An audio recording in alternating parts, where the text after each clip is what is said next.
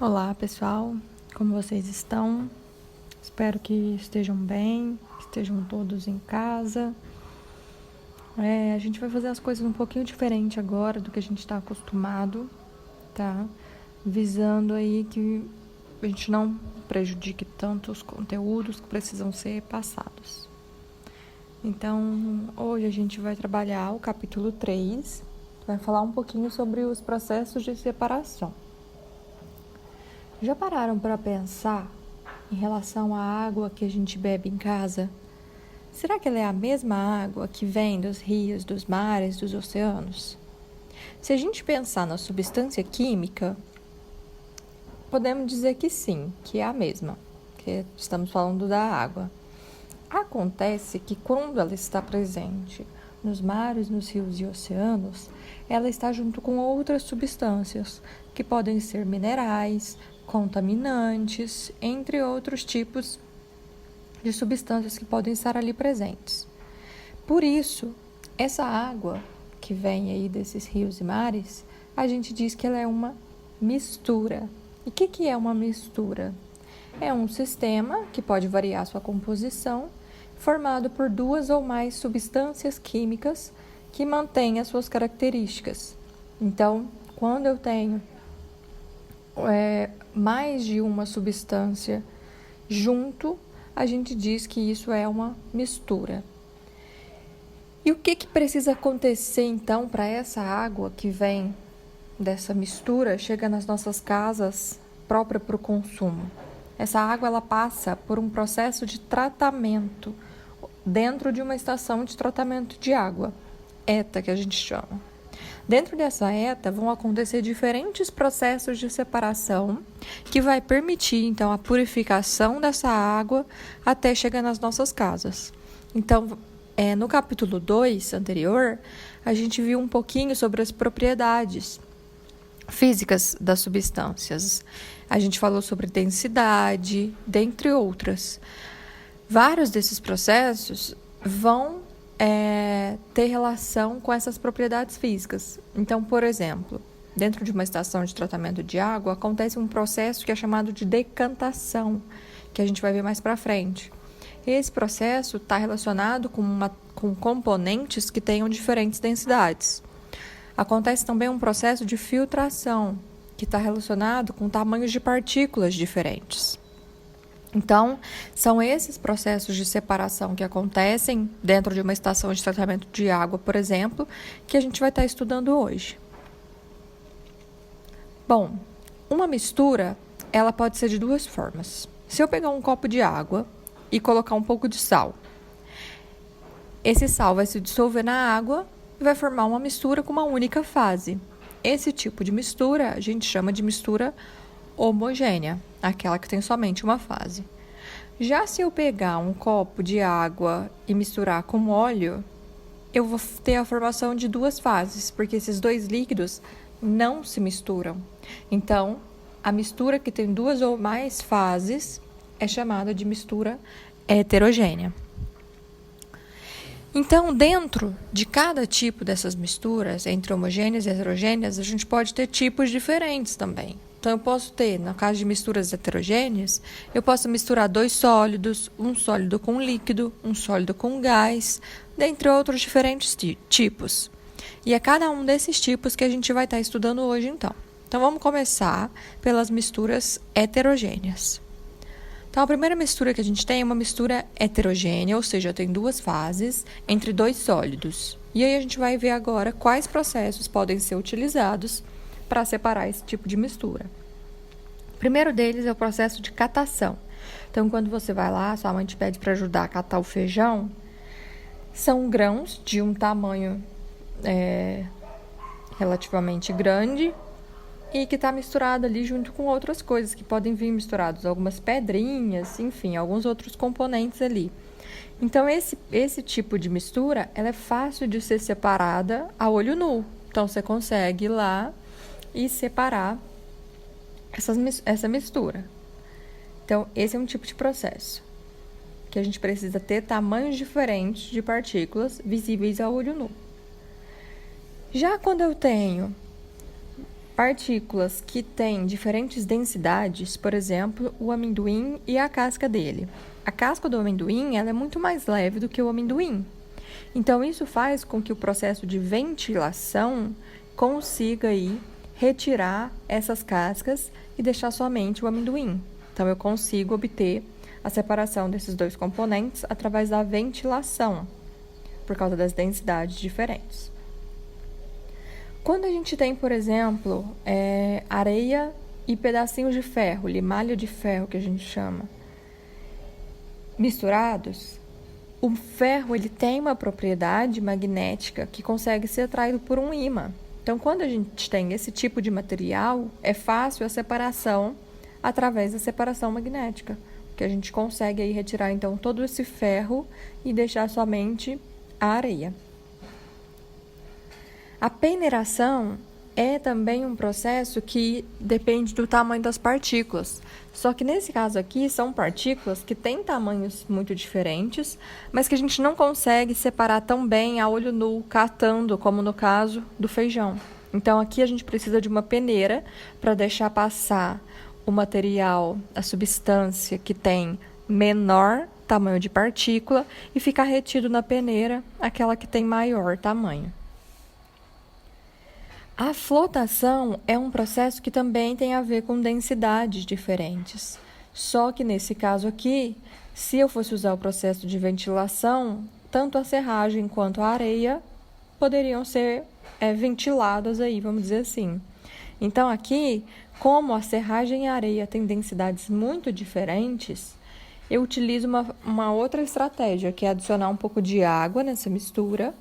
E aí, como a serragem é muito menos densa e a areia é mais densa, então eu consigo a separação desses dois componentes através da flotação. E um outro processo que acontece também é em relação à dissolução fracionada. Aqui vai ter a ver solubilidade. Então, se eu tenho sal com óleo, eu não vou conseguir separar os dois. Já se eu adicionar água, o que vai acontecer é que o sal ele é solúvel na água, enquanto o óleo não é. Então, eu formo uma mistura heterogênea que vai gerar, então, a água com o sal solúvel nela e o óleo, uma mistura, uma outra fase. Então, a gente consegue aí separar esses dois componentes.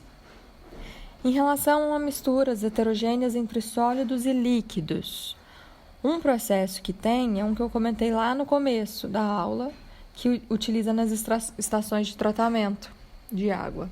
Então, aqui a gente tem uma água barrenta e a gente vai deixar isso em repouso e esse barro vai sedimentar. A hora que esse barro sedimenta, a gente está vendo aí na imagem a separação das duas fases. Por quê? Porque tem densidades diferentes. O barro ele é mais denso que a água. Então, aí a gente consegue fazer a retirada da água. Um outro processo que a gente está mais acostumado é a filtração simples. Então, quando a gente vai fazer café, você vai, coloca o pó lá no filtro do café e passa a água quente. Quando a gente passa a água quente, os componentes ali do pó do café têm solubilidades diferentes em água. É por isso que quando você passa o café, passa a água, ele vai extrair ali os componentes que são solúveis em água e o que não é solúvel fica retido no filtro. Então, esse é um processo de filtração simples que tem a ver com solubilidades dos componentes. E a centrifugação, ela é uma espécie de decantação acelerada. Ela também vai separar os componentes com base nas densidades. Só que aqui a gente vai precisar do auxílio de uma centrífuga, que é um equipamento específico que faz isso girar muito rápido, fazendo com que essa decantação seja acelerada. Isso é muito utilizado nos processos de coleta de sangue, doação de sangue, etc. Em relação a misturas entre sólidos e gás, a gente tem um exemplo que também é uma filtração simples, só que agora é um pouco diferente. Dentro do aspirador de pó, a gente tem um filtro. Não sei se já chegaram a ver. E aí, o que a gente está fazendo ali, então, é utilizando um ar para aspirar toda a sujeira, que são partículas sólidas, de poeira. Então, a gente tem uma mistura de um sólido com um gás. E aí, como que a gente separa isso? Simplesmente pelo fato de, nesse filtro, ficarem retidos todas as partículas de sujeira e passar somente o gás. Entre misturas de líquidos, como é que a gente pode separar isso? Nesse caso aqui, a gente também vai utilizar o processo de decantação. Só que agora eu vou precisar utilizar um funil específico. Por quê? Como eu tenho mistura de 2 líquidos agora, eu não vou conseguir simplesmente só verter o becker um no outro para tirar um dos líquidos. Porque como é líquido, acaba indo os dois juntos. Não é como a gente fez com a água de barro lá. Então, nesse caso aqui, a gente precisa utilizar esse funil, que tem uma torneirinha aí, como vocês estão vendo. Como as duas fases são immiscíveis, né, de água e óleo aí, por exemplo. Então, eu tenho 2 fases, onde eu abro a torneirinha e tiro a primeira, conseguindo, então, separar ela totalmente da segunda. Então, o processo é o mesmo, mas agora a gente precisa de usar esse funil aí. E entre uma mistura entre um líquido e um gás, por exemplo, um refrigerante. Então, a gente tem lá o refrigerante é líquido e tem gás dentro dele. Como que é uma ferramenta para tirar isso? Agitando. Então, quando a gente agita, vai ter aquela formação de uma espuma intensa e depois o que vai acontecer é que esse refrigerante vai ficar sem gás. Então, é justamente essa espuma aí que está mostrando a liberação desse gás, certo? Uma outra forma também é aquecimento, no caso do refrigerante. Se a gente coloca um copo de refrigerante no micro-ondas e aquece isso, você vai ver que ele também vai perder o gás. Ok, pessoal? Tudo bem até aqui? Agora, a gente vai ver em relação às misturas homogêneas, como que a gente separaria aí esses 3 tipos de misturas. Então, a primeira delas é entre um sólido e um líquido. Como que a gente vai separar isso? Existe um processo que acontece nas salinas, por exemplo, que é o processo de vaporização. Então, a gente já estudou até o que é esse processo, né? Passagem do líquido para vapor. Só que aqui, como eu tenho um sólido ali no meio, esse sólido justamente, que é o sal, vai ficar ali. E à medida que a água evapora, eu consigo, então, separar esses 2 componentes, ficando somente com o sal, certo? E tem um outro processo também, que dá para utilizar para separar água e sal, só que aqui em uma escala menor. Então, é o processo de destilação simples. A gente consegue também aí aquecer essa água, fazer com que ela passe para o estado vapor e o sal vai ficar retido aí no balão, certo? Só que nesse caso aqui, a gente vai coletar a água nesse outro recipiente. Então, aqui a gente consegue fazer a coleta dessa água. No caso da vaporização, não. Ela evapora e você perde ela. Em relação a 2 líquidos, como que a gente separaria? Consegui até um GIF aqui para mostrar para vocês melhor. Nesse caso, a gente vai ter 2 líquidos com pontos de ebulição diferentes. Então, por isso que eu preciso de um processo específico de destilação, que é a destilação fracionada. Então, aqui, por exemplo, água e álcool. O álcool, ele evapora mais rápido. Então, ele tem menor ponto de ebulição. Então, quando eu começar a aquecer essa mistura, o álcool, por ter menor ponto de ebulição, vai evaporar antes e vai ser coletado nesse outro balão, enquanto a água vai ficar retida lá no balão inicial. E aí a gente consegue, então, separar esses 2 tipos de misturas. E, por último, a mistura entre 2 gases. Nesse caso, a gente precisa utilizar a junção de 2 processos. O primeiro deles é uma liquefação. A gente já estudou o que é isso também. É a passagem do gás para o líquido.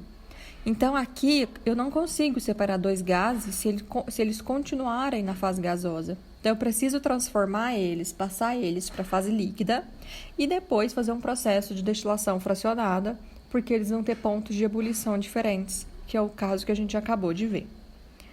Certo, pessoal? Bom, então, sempre que a gente realizar processos de separação para separar misturas, a gente vai chegar aí, então, nas substâncias puras. Então, no caso da água, que é o exemplo que a gente está usando desde o início da aula, a gente parte aí dessa água mistura, em forma de mistura, que é dos rios, dos mares e dos oceanos, e depois dos diferentes processos de separação que ela passa na estação de tratamento de água, ela chega às nossas casas, então, na forma de uma substância pura, pronta para o consumo humano. Mas o que são substâncias puras? Bom, substâncias puras são aquelas que é aquela forma na qual a matéria vai se apresentar com composição constante e propriedades físicas bem definidas. Então, isso é de extrema importância para a gente lembrar. E existem 2 tipos de substâncias puras. Elas podem ser simples, que são aquelas que são formadas por átomos de um mesmo elemento químico, por exemplo, O2, N2. Então, sempre que eu tiver somente um elemento químico, é uma substância pura simples. Quando eu tiver 2 ou mais elementos químicos, eu vou ter uma substância pura composta. Então, a água, por exemplo, ela é formada por hidrogênio e oxigênio. Isso faz com que ela seja uma substância composta. Ah, mas ela não era uma substância pura? Ela é uma substância pura, só que ela é composta. Então, muito cuidado para não confundir isso. O fato dela ser composta não elimina o fato dela ser uma substância pura, ok? Então, simples e composta tem a ver com a quantidade de elementos químicos que a gente tem naquela substância. Bom, então vamos ver as principais diferenças entre as substâncias puras e as misturas. Então, primeiro, na substância pura, a composição não varia. A água vai ser sempre água e ponto final. Já na mistura, a composição varia. Se for na água do mar, ela vai estar de um jeito. Se for água dos rios, vai estar de outro jeito. Se for na água dos lagos, vai estar de outro jeito, e etc. As substâncias puras podem ser representadas por fórmula. Então, eu tenho lá H2O. No caso da mistura para a água do mar, eu não posso falar H2O do mar. Então, ela não pode ser representada por fórmula. No caso das substâncias puras, as propriedades físicas são bem definidas. Então, a gente vai... essa terceira propriedade, a gente vai ver mais a fundo já nos próximos slides, porque é bastante importante. Enquanto que as misturas não apresentam propriedades físicas bem definidas. Então, essas propriedades físicas, elas são um critério muito importante para a gente saber se uma substância está pura ou não. As substâncias puras, quando elas são compostas, elas são formadas por fenômenos químicos, ou seja, reações químicas. Já as misturas, elas são formadas por processos físicos. Quando eu misturo 2 componentes, de uma mistura, eu simplesmente estou juntando ali 2 componentes, não está acontecendo reação química. Os componentes da matéria não se transformam. E, em relação às substâncias puras, os componentes não podem ser separados por processos físicos. Então, todos esses processos que a gente acabou de ver, eu não consigo separar os componentes de uma substância pura. Já na mistura, eu consigo separar os componentes através desses processos físicos que a gente acabou de ver. Bom, então o principal ponto que eu quero chamar a atenção aqui são em relação às propriedades físicas. Então, as substâncias puras são bem definidas e as misturas não são bem definidas. Como que a gente vai ver isso? Lembram quando a gente estudou as substâncias puras? No capítulo 2 também, que a gente viu as mudanças de estado físico, certo? A gente analisou esse gráfico. E aí a gente verificava que quando eu atinjo o ponto de fusão e o ponto de ebulição, essas temperaturas são constantes até que todo sólido passe para líquido, no caso do ponto de fusão, e até que todo líquido passe para gás, no ponto de ebulição. O que muda em relação às misturas? Isso aqui era um indício de que a substância está pura, quando o ponto de fusão e o ponto de ebulição é constante. Já no caso das misturas, a gente pode ter 2 situações. A primeira, em que o ponto de fusão não é constante, o ponto de fusão é variável, e o ponto de ebulição é constante. Então, observe aí no gráfico que agora, ao invés de ter uma linha reta no ponto de fusão, eu tenho uma subidinha, uma rampinha. Então, esse tipo de mistura é uma mistura azeotrópica. Azeotrópica, o ponto de fusão varia. Então, essa relação que eu estou fazendo aqui com vocês, de azeotrópica e fusão, às vezes ajuda a lembrar. Geralmente, esse tipo de mistura acontece com misturas líquidas e homogêneas. Já quando eu tenho o contrário, ou seja, o ponto de fusão é constante e o ponto de ebulição varia, eu vou ter uma mistura eutética, que geralmente acontece entre misturas sólidas e homogêneas. Pessoal, cuidado para não confundirem isso, tá? Na mistura azeotrópica, o ponto de fusão varia. Na mistura eutética, o ponto de ebulição varia. O outro, então, consequentemente, vai ser constante. Bom, pessoal, por hoje era isso, tá? Nessa aula a gente conseguiu aí ver os conteúdos principais do capítulo 3. Já tinha sido enviado um roteiro de estudos para vocês na semana passada, com a resolução de exercícios, assistir a videoaula do SAS. Então, sigam esse roteiro, façam os exercícios. Em relação à tarefa online, quero chamar a atenção também para o prazo para a realização dessas atividades, tá? Até o dia 26. Então, fiquem atentos a isso, não percam os prazos. Esses exercícios do livro que eu estou passando, eles vão ser vistados quando nossas aulas retornarem. Então, vamos trabalhar, tá? A gente precisa manter aí o ritmo de estudo. Em relação às dúvidas que vocês tiverem, o SAS Conecta já está aberto para vocês mandarem solicitação para os professores, para tirar dúvida. Então, eu estou à disposição para ajudar vocês, tá? Da melhor maneira que a gente conseguir fazer aqui. No mais, bons estudos para vocês. Um abraço para todos e fiquem em casa, pessoal.